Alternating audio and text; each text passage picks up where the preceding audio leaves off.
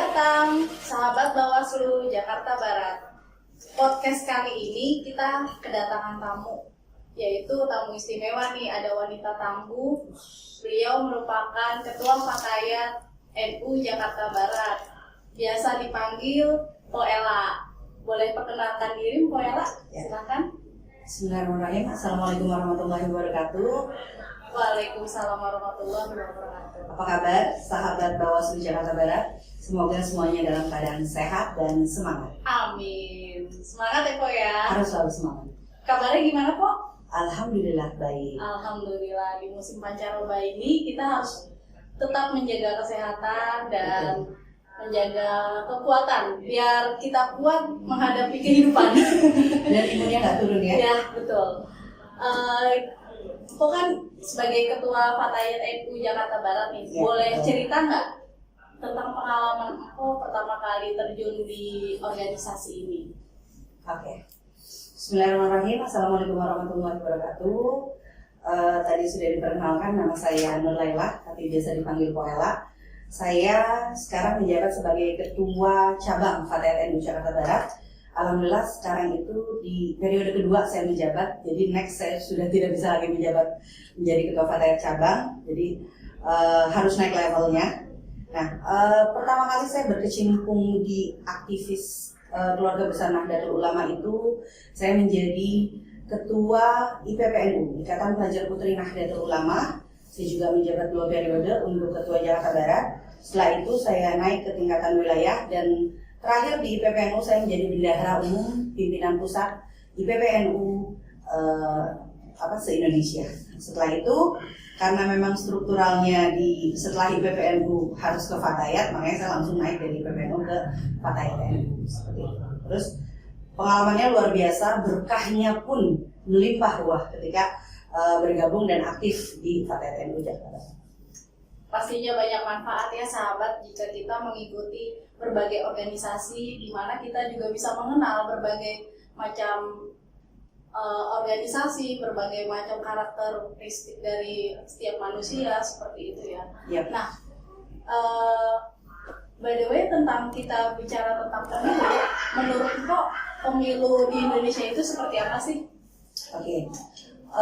Pemilu di Indonesia ya, bukan hanya di Indonesia sih, mungkin saya mau menspesifikasi dulu mungkin di DKI Jakarta lah dulu. Iya. Kalau bicara pemilu, sekarang ini mungkin sudah banyak para aktivis perempuan yang sudah terlibat aktif di baik itu penyelenggara ataupun pelaku dari pemilu itu sendiri. Seperti contohnya ada sahabat Dahlia Umar, yang kita tahu beliau mantan KPU DKI ya, itu juga beliau adalah kader dari Fatayat NU.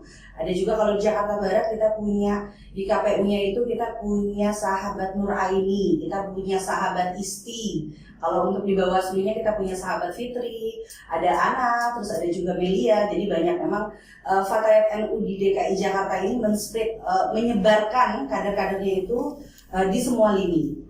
Tidak terkecuali untuk penyelenggara dan para pengawas pemilu di DKI Jakarta. Terus kalau pandangan saya, mungkin kita bisa melihat flashback ke 2019 itu bukan hanya di pemilu, di skala kecil aja, di pilkada. Jadi giroh atau semangat dari masyarakat di bawah itu tentang pemilu ini, saya bilang sih sudah turun sekali. Karena apa? Mungkin ya kejenuhan masyarakat dengan proses yang ya mungkin kita saja yang paham itu ngejelimet ya, gimana yang masyarakat umum yang mereka tahunya pokoknya gue datang ke kita datang ke TPS, nusuk, nyoblos, ngasih suara udah. Tapi kan begitu banyak aturan-aturan yang mungkin mereka merasa males lah.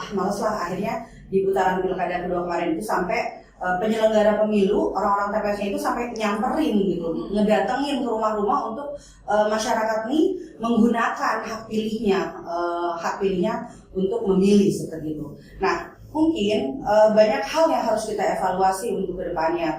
Pembelajaran dari kasus kemarin itu, misalkan edukasi. Jadi edukasi karena memang masyarakat awam nggak ngerti gitu loh. Sedangkan mereka saja sudah enggan untuk memberikan hak pilihnya, bagaimana mereka bisa melaporkan ketika memang ada bentuk-bentuk kecurangan gitu. Jadi ketika banyak ibu-ibu yang ngobrol bareng gitu, kemarin aku dikasih uang 50.000 sama si A, tahu-tahu kemarin saya malah dikumpulin tuh untuk dapat sembako di sama si caleg ini gitu. Nah itu udah nggak asing ya buat mereka tuh, ya udah pokoknya mindsetnya di masyarakat itu malah sudah terbentuk opininya seperti itu, siapa yang ngasih lebih banyak yaitu yang pokoknya diterima aja semua yang ngasih, padahal itu kan nggak benar gitu.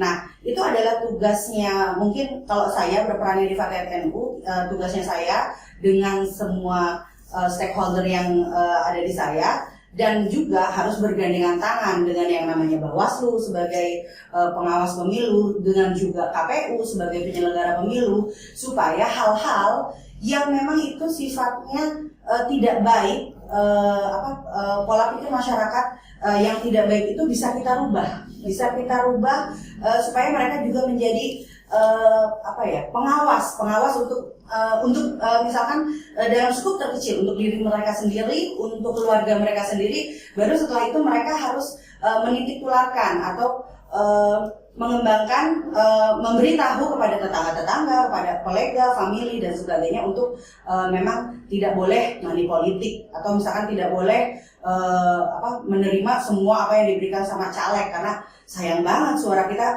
selama 5 tahun loh cuma dihargai dengan uang misalkan 50.000, atau cuma dihargai dengan sembako yang harga paketnya nggak lebih dari 100.000 begitu. Jadi edukasi, informasi yang memang itu harus selalu kita sampaikan di setiap suasana. Jadi bukan hanya mendekati pemilu, tapi sebelumnya tuh mungkin nanti dipikirkan caranya, tips and tricks bagaimana bisa itu mengena langsung ke masyarakat. Mungkin ya sekarang kan ada via medsosnya beragam ya, berbagai macam, terus juga via medianya, karena mak-mak sekarang tuh mungkin nggak ngeliat berita gitu kan, tapi ngeliatnya medsos, TikTok, IG, terus juga Facebook dan sebagainya. Nah mungkin itu nanti bisa difikirkan lah oleh Bawaslu Jakarta Barat ini, bagaimana bisa mengedukasi masyarakat untuk bisa menjadi pemilih yang sekaligus bisa mengawasi jalannya pemilu dengan baik dan benar.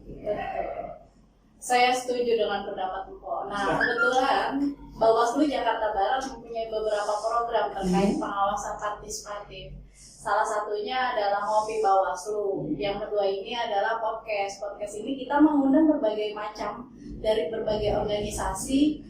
Kita minta pendapat dari berbagai organisasi ini tentang pengawasan partisipatif seperti itu. Nah, di sini juga kita mengundang organisasi, dari berbagai organisasi ini kita mengundang dan memberikan pembelajaran terkait pengawasan partisipatif. Ya betul kata Mpok, kalau misalkan kita sudah memberikan pengawasan partisipatif, diharapkan kepada para peserta bisa mengedukasi lingkungannya sendiri seperti itu.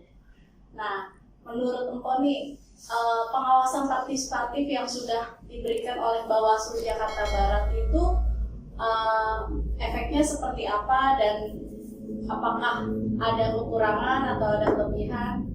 Ya, sepengalaman saya menjadi peserta pemilu, karena biasanya kalau kita Fatayat NU itu dimintanya untuk jadi pengawasnya itu bukan government ya, gitu. Tapi kita biasa dari NGO seperti yang misalkan dari JPPR itu biasanya kita diminta setiap TPS pasti ada kader kita untuk menjadi pengawas pemilu.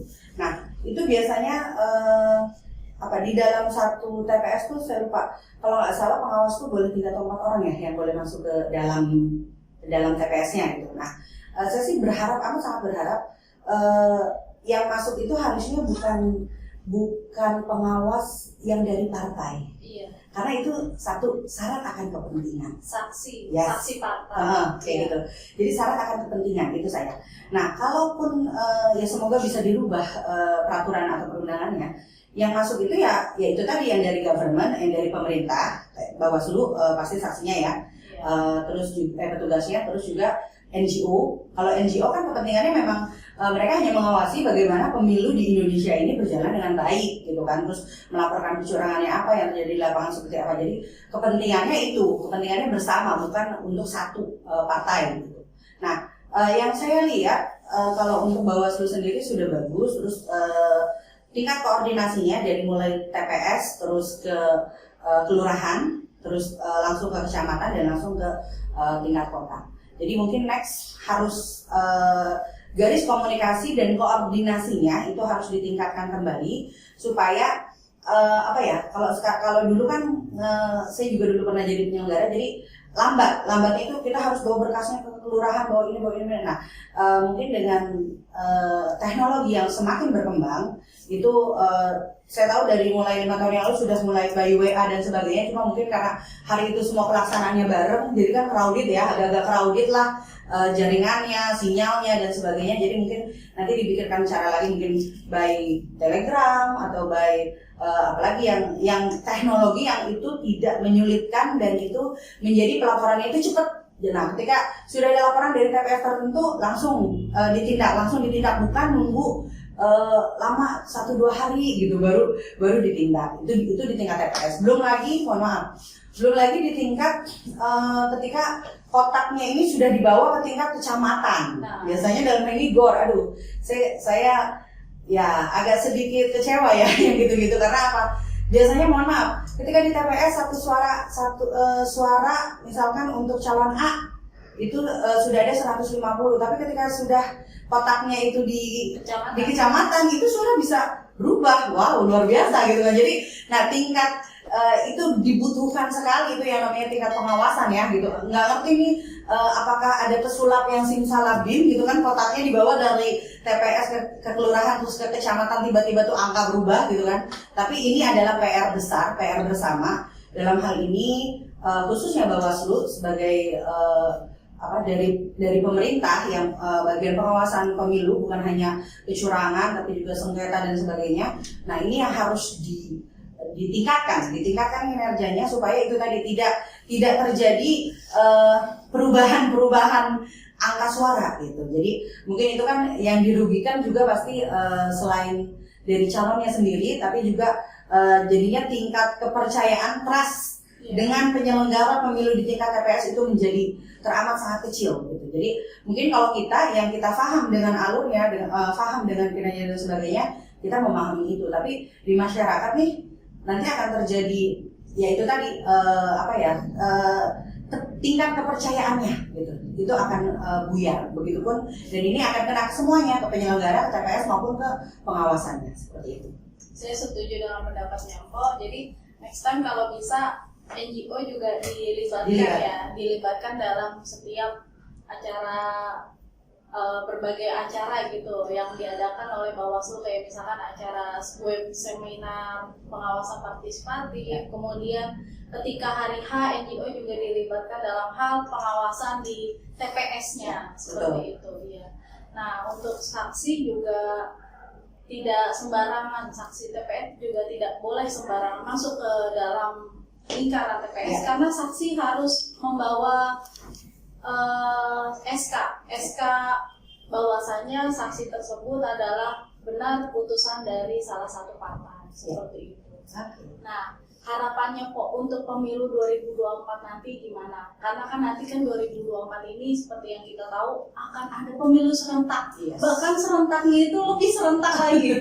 Kenapa? Karena di dalam pemilu 2024 insya Allah kita akan melaksanakan dalam 1 tahun itu kok perlu diketahui ada pemilu presiden, kemudian ada pilkada juga, pemilihan gubernur, apalagi nanti yang di luar DKI ya ada bupati juga gitu. Jadi ada gubernur, ada bupati juga, kemudian ada pileg juga. Nah, jadi ada banyak kotak suaranya. Nah, harapan Fatayat kepada Bawaslu tentang pemilu 2024 itu seperti apa?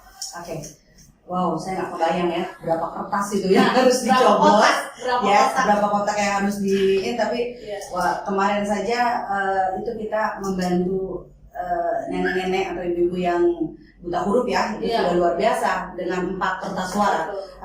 Apalagi 2024 gitu, kalau memang itu udah jadi ya itu palu juga gitu. Ya mungkin harapan saya ke depan untuk para penyelenggara pemilu khususnya Bawaslu yang dalam hal ini melakukan pengawasan itu lebih ditingkatkan kinerjanya. Terus juga kalau saya menghimbau kepada seluruh warga negara khususnya Jakarta Barat itu kita menggunakan hak pilih kita karena memang itu sudah diatur di dalam Undang-Undang 1945. Jadi jangan sampai tidak menggunakan hak pilih, itu yang pertama. Terus yang kedua, jangan juga hanya memilih, tapi yuk kita sama-sama jadi pengawas. Supaya apa? Supaya kita bisa mengawal suara kita nih benar-benar sampai, benar-benar sesuai sama calon yang kita pilih menurut keyakinan kita masing-masing. Jadi ketika kita sudah menggunakan hak pilih kita pun sudah menjadi pengawas khususnya untuk diri kita sendiri dan untuk keluarga kita dan semua yang ada di lingkungan kita. Itu insya Allah yang namanya pemilu jargonnya itu pemilu luber bersama rakyat, si pemilu bersama Bawaslu. Ya, jadi itu nanti akan tercapai. Jadi yang namanya prinsip langsung umum bebas rahasia, jurdil dan luber itu insya Allah pasti bisa diterapkan. Kalau memang ada kesadaran di dalam diri kita sendiri sebagai warga negara untuk memilih dan mengawasi jalannya pemilu 2024. Setuju kok. Sesuai dengan slogan Bawaslu tadi ya, bersama rakyat, awasi pemilu, bersama Bawaslu, tegakkan keadilan pemilu. Hidup Bawaslu. Hidup Bawaslu. Baik, cukup sekian. Terima kasih Mpo Ella atas waktunya. Sama-sama. Sudah mengisi acara podcast Bawaslu sore hari ini. Kepada sahabat Bawaslu, cukup sekian acara podcast Bawaslu Jakarta Barat hari ini. Terima kasih. Saya Ana dari host Bawaslu Jakarta Barat mohon undur diri. Assalamualaikum warahmatullahi wabarakatuh. Waalaikumsalam warahmatullahi wabarakatuh.